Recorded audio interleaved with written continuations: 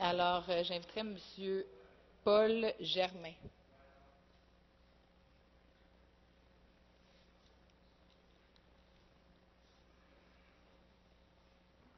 Mesdames et Messieurs, bonsoir. Je m'excuse, je vais essayer de m'exprimer le mieux possible. J'ai demeuré aux États-Unis plusieurs années, puis mon français est un peu démoli. Je suis un Québécois quand même, mais en tout cas, on va essayer de faire le plus possible pour se comprendre. Premièrement, j'aimerais remercier Mme Louise Harel pour la déposition de motion qu'elle avait faite au mois de janvier pour l'accessibilité universelle pour le métro de Montréal. Mme Harel, merci énormément. Puis ceci est un remerciement de 1 300 000 personnes qui vivent sur l'île de Montréal à l'heure actuelle.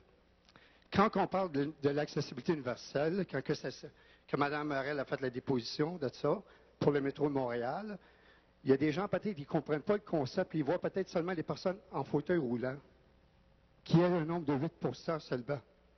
Mais le concept de ça, c'est pas ça. Le concept de l'accessibilité universelle sur l'île de Montréal, comme j'ai dit, ça touche 1,3 million de personnes. Parce que comme M. Tremblay sait bien, il a fait une rencontre avec Mme Marguerite Blais, je crois, pour les aînés. Puis seulement avec les aînés, on parle de 15 de la population. Puis les aînés, la population est vieillissante. Elle est vieillissante. D'ici 10 ans, peut-être ça va monter à 20 juste avec les aînés. Là, on parle de 20 là, 15 à l'heure actuelle des aînés. Là, 8 les personnes en fauteuil roulant. Les personnes comme moi qui ont été chanceuses, qui ont un accident à l'STM, à mobilité réduite, je m'excuse, sont 6 C'est pas inclus nos femmes enceintes, les mères de famille qui ont des poussettes, les personnes aveugles, les personnes mi-voyantes et les personnes qui les accompagnent. C'est pas inclus ces personnes-là non plus, là. Ça, c'est seulement parler de l'île de Montréal. Puis ça, quand vous avez dit non à l'accessibilité, vous exclusez ces gens-là juste ici, 1,3 million personnes, 1,3 million personnes. Puis ça ne compte pas les personnes de l'extérieur qui aimeraient visiter Montréal avec des problèmes. Je vous invite à poser votre question. Bien, M. Tremblay, ma question, c'est pour le maître Tremblay. M. Tremblay, j'aimerais savoir, avec respect, quand est-ce que vous pouvez faire quelque chose avec l'île de Montréal pour nous mettre sur la map pour dire « Hey, j'ai fait quelque chose de grandiose dans ma vie. J'ai fait passer l'accessibilité universelle dans le métro de Montréal, sur l'île de Montréal, sur les terrasses. Je n'exclus pas personne. Ici, on inclut tout le monde, tous les Montréalais et les Montréalaises. » Merci. La question est posée, M. Rotran. Bonjour, M. Sherman. J'aimerais vous dire que votre français est bien compréhensible. Je suis vice-président de la STM et j'ai travaillé dans quelques des dossiers que vous avez mentionnés. J'ai eu l'opportunité de répondre à quelques citoyennes qui sont venues en décembre dernier, février, qui ont posé des questions semblables à ce que vous posez ce soir. Quand j'étais jeune, le maire Drapeau et la ville a approuvé la construction d'un métro à Montréal, mais pour des raisons qui ne sont pas claires, il a décidé de ne pas installer des ascenseurs. C'est vraiment une erreur à l'époque. Peut-être à l'époque, l'accessibilité universelle n'était pas dans la conscience des gens, je ne sais pas. Mais même quand le métro est prolongé, ce n'était pas quelque chose mis dans les nouvelles stations non plus.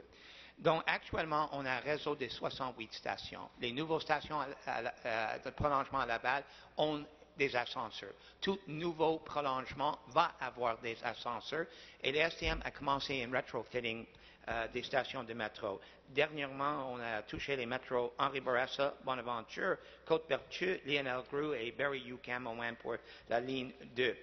Tout ça coûte entre 5 et 17 millions de dollars par station. Disons en moyenne de 10 millions, c'est 600 millions de dollars ou plus peut-être qu'il faut investir.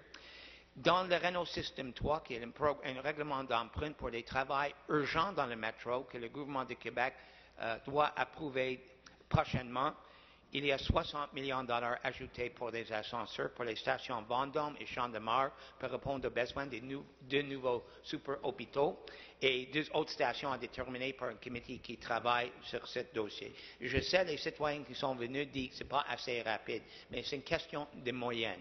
Le gouvernement du Québec paye 65% des coûts et effectivement, il dit les rythmes d'investissement nécessaires, on ne peut pas supporter ça parce qu'il y a des autres travaux urgents électriques, remplacement des rames, etc.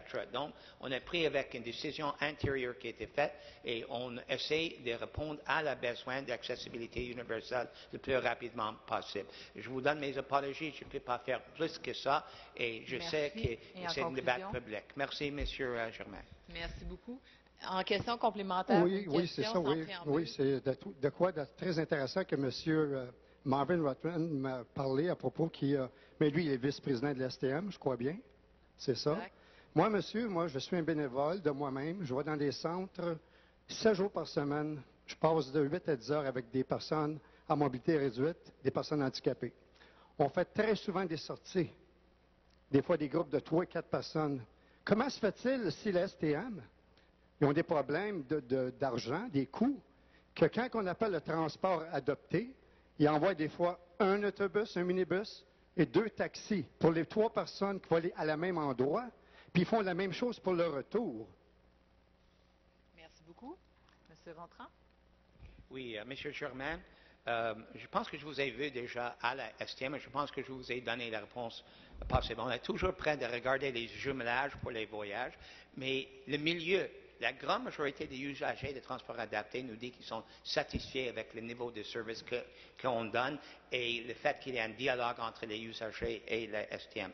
J'aimerais ajouter 2 choses. On est le seul système de transport en commun au Québec qui a à rendre accessibles les autobus, c'est-à-dire le système transport régulier. Pour personnes de mobilité de réduite, personnes handicapées, personnes en chaise roulante qui sont capables, ils peuvent utiliser les autobus. Et nous sommes le seul.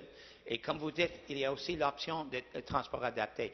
Je sais qu'il y a des gens de mobilité de réduite ou en chaise roulante qui veulent utiliser le métro qui ne peut pas ordinairement le fait parce qu'il n'y a pas des ascenseurs proches de la station proche de leur maison.